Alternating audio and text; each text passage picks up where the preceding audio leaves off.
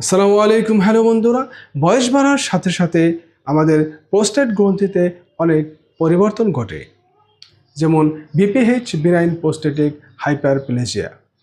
এটি একটি প্রোস্টেটের অক্যান্সারজনিত বৃদ্ধি, যেটা নাকি 50 বছরের ঊর্ধ্বে অনেক পুরুষের ক্ষেত্রেই দেখা যায়।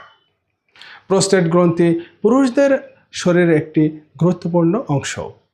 এটি দেখতে আখরোটের আকারের মতো ছোট ছোট গ্রন্থি। এটা ঠিক ব্লাডারের নিচে অবস্থিত, আর এটি মূত্রনলীকে ঘিরে রাখে।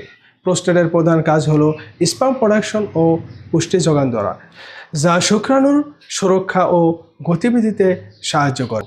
প্রোস্টেটের বিভিন্ন সমস্যার লক্ষণগুলো প্রায় একই, বিশেষ করে প্রস্রাব সংক্রান্ত। ঘন ঘন পেশাব, বিশেষ করে রাত্রির দিকে।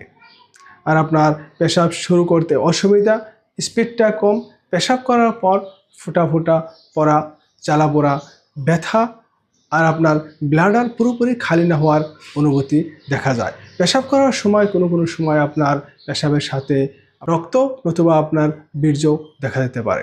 এমনকি এগুলো সমস্যার জন্য আপনার ইরেকটাইল ডিসফাংশনের চান্সটাও বেড়ে যায়।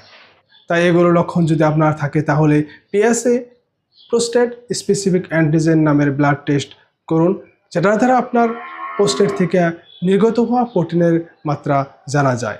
যদি এটা বেশ থাকে, তাহলে বিপিএইচ, ইনফ্ল্যামেশন ও ক্যান্সারের মতো সমস্যা দেখা দিতে পারে। এর জন্য আপনি এমআরআই, বায়োপসির মতো টেস্টের প্রয়োজন হতে পারে।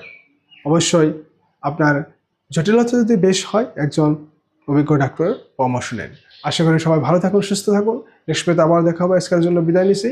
ধন্যবাদ।